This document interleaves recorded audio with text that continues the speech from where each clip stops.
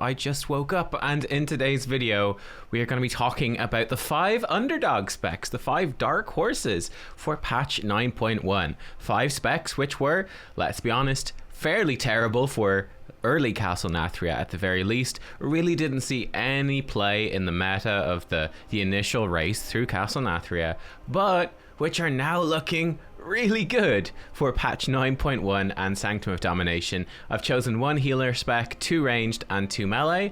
Without any further ado, let's just dive right in. First up then, let's talk about a spec that's actually quite near and dear to my heart.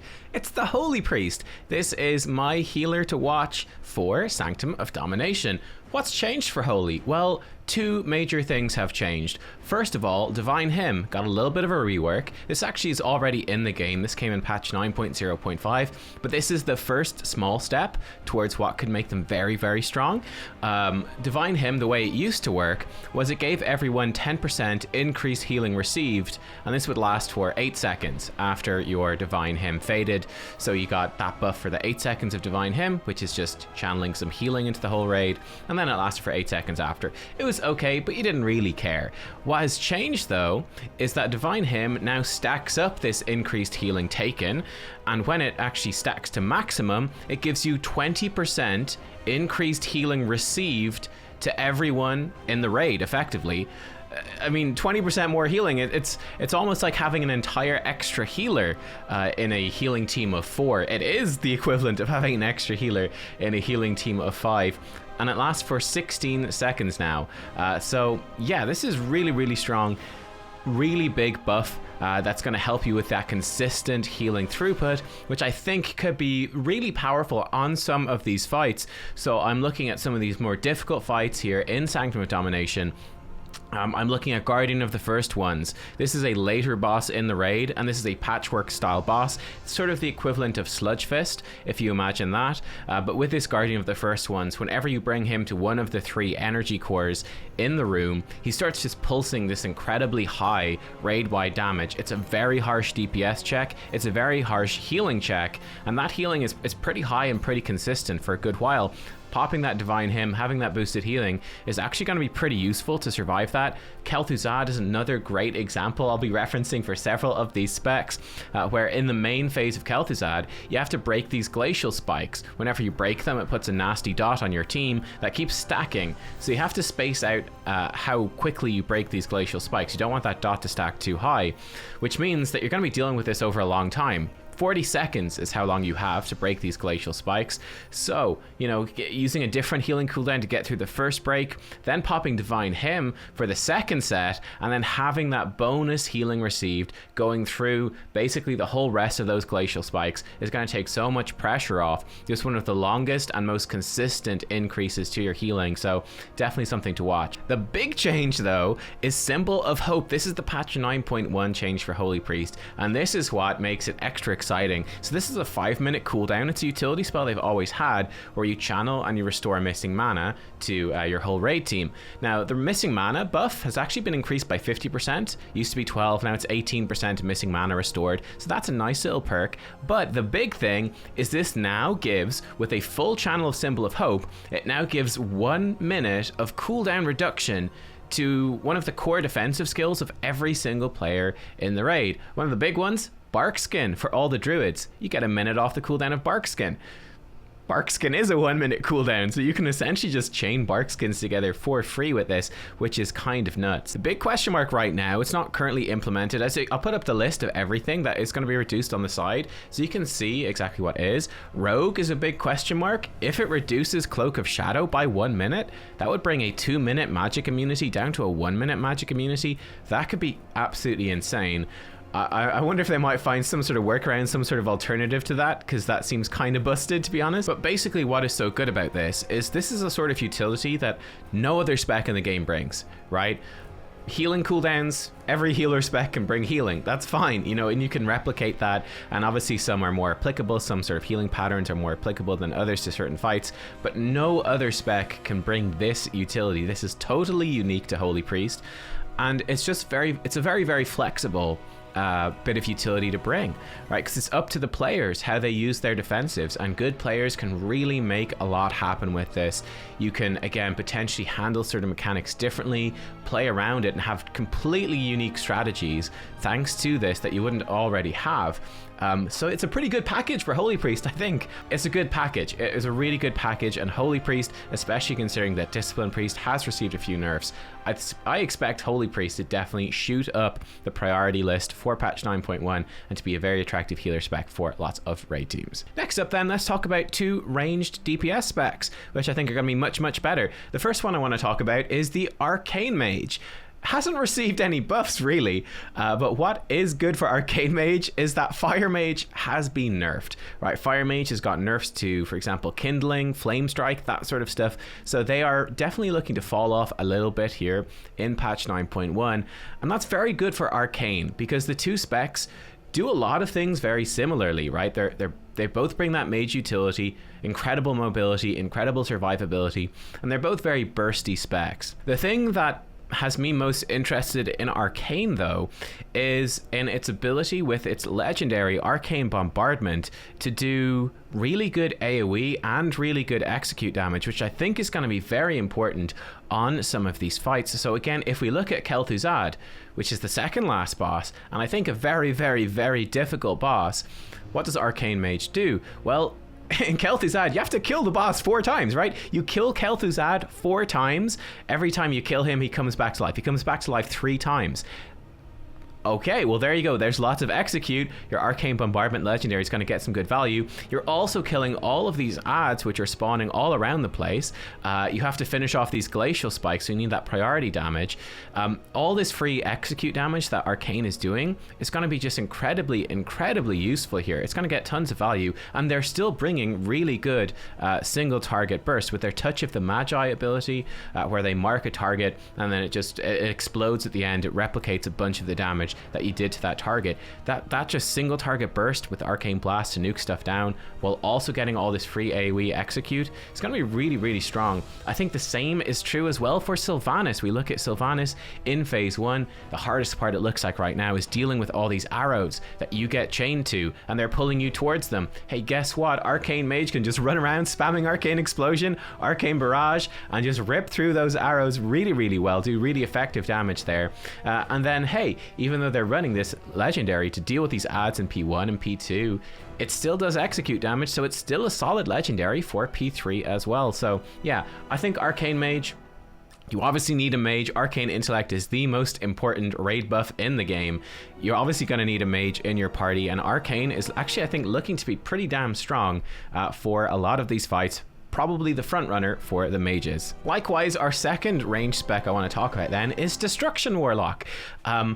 Unlike Arcane now, Destruction has received some buffs. They're getting a 10% increase to Chaos Bolt, which is their main single target or 2 target spender. So that's actually a nice buff to them. That certainly helps. But the other thing that really helps is that Affliction Warlock, which just completely dominated Warlock for Castle Nathria. Affliction is receiving an awful lot of nerfs. And the net result is that, well, Affliction might be quite good on bigger, more multi-target fights, like council type fights where you can dot up multiple things and they're going to live for a long time.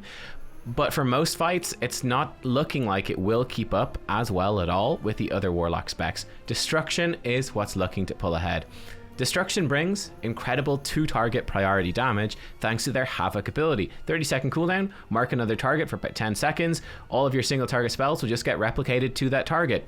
Awesome, really good. Again, you think about Kel'Thuzad, right? Kel'Thuzad, slap that on a glacial spike, get really good damage on the boss and on the glacial spikes, those 2 priority targets. They also bring phenomenal burst damage with their infernal cooldown, which also does a butt ton of AoE damage, which is again going to be very helpful on some of these fights if that is what you need, right? There's lots of adds in lots of these fights in Sanctum of Domination. Kel'Thuzad's a great example. Fate Scribe Rogue is another great example. This is the 3rd last boss of the instance in Sanctum of Domination, most likely.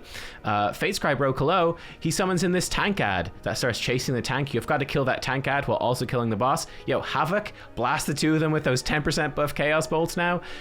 it's pretty goddamn good for destruction. Also, Faith Scribe calls in a bunch of just little adds as well during some of these phases too. So again, your Infernal is just going to rip through them. So Destruction Warlock is looking pretty good. And of course, as the best Warlock spec, that basically guarantees you a spot in the raid. You need Warlocks. You need those gateways, Healthstones. Summoning portals doesn't do anything for you in combat, but it's just such a remover of hassle that it's kind of a mandatory raid thing anyway. So yeah, I think Destruction Warlock is looking like a spec that is probably going to show up in basically every raid team here in 9.1. Jumping to the melee specs then, my first choice here for the melee specs is Assassination Rogue, and this is certainly a very interesting one. Obviously, if you've been playing in Castle Nathria, it's like patch 9.0.5, around then was when they got their sort of big buffs. But Assassination Rogue, starting off as probably the worst spec, right? It was probably the worst DPS spec in the game at the start of Castle Nathria, is now actually it's a single target monster, an absolute monster. If we look at the logs for Hungering Destroyer, to give you a good example, a good overview, it's actually second place. It's up there with Shadow Priest and Affliction Warlock. And both of those specs are getting nerfed. Affliction quite a lot, Shadow Priest a little bit. But Assassination is definitely looking like pretty much the premier single target damage melee spec, and that's a pretty exciting thing. Assassination Rogue does have certainly a weakness in its AoE damage is really quite poor. Its AoE burst is very, very poor, so it's not going to really bring that to your group, but that can be okay. If you have other specs in your team that can cover that, and you need that big single target damage, Assassination is going to be fantastic. So I'm looking at fights like Guardian of the First Ones, right? Guardian of the First Ones, probably around about a 5-minute fight, and a big patchwork fight, really harsh, pure single target DPS check. Assassination Rogue is really going to thrive there. It's really going to shine. It's going to stand out. If you look at Kel'Thuzad, okay, Assassination Rogue, it's not going to bring really any much damage on these adds. It's really not going to contribute much there at all. But if you've got specs that do, like maybe running some Moonkins, for example, they're going to run some Starfalls and really do all this mass, really high split cleave, okay, then Assassination Rogue can come in, do really good damage to the boss, multi-dot Kel'Thuzad, go and nuke down the current glacial spikes, get really good 2-target damage, and then they can go and do the intermission on Kel'Thuzad, right? They can do the intermission phase where you have to fight this ad and nuke it down as quickly as possible before it basically wipes the raid, right? So you got to race against that. There's tons of movement in that phase. It gets harder every single time you do it. You got to do it 3 times. There's swirlies to dodge. There's a whole bunch of crap. Going in and being able to just Cloak of Shadows, being able to DPS on the move because you're a melee spec, all that sort of stuff is just going to be incredibly powerful. So Assassination Rogue, I think, is definitely one to watch. And then the final spec I want to talk about in today's video, again, I didn't do these in any particular order. This just happened to be the way I laid it out, but you can put any of these in any order you want. But Havoc Demon Hunter is actually the one I want to talk about here. A spec which saw basically 0 play for most of Castle Nathria, really. Reason being that their damage was just kind of bad back then. It was just kind of bad, and at the start of Shadowlands, Vengeance Demon Hunter was also very overpowered. So most raid teams just opted to bring in the Vengeance Demon Hunter, and all the Havocs were just kicked to the wall and saw no play. Well, for Sanctum of Domination, things have changed quite a lot. The tanks just in general have seen lots of buffs. In fact, there's another slew of tank buffs, just general tank buffs, coming in patch 9.1. Vengeance has been buffed the least out of all those tanks and arguably got some nerfs as well. So yeah, relatively speaking, Vengeance is no longer like the premier tank, the standout tank that every single team's going to bring. It's definitely not that case anymore. And Havoc Demon Hunter have got loads of buffs. They've got buffs and buffs and buffs, buffs to their talents, buffs to their single target damage, lots of buffs coming in patch 9.1. Havoc Demon Hunter is actually looking like a pretty solid damage dealer now, and especially with Sanctum of Domination, having lots of cleave, having lots of ad fights, that's where Havoc Demon Hunter really thrives. You guys know it. I mean, you've seen Havoc before. They just do plenty of AoE damage. They love cleaving through stuff. They're going to shine, I think, in Sanctum of Domination.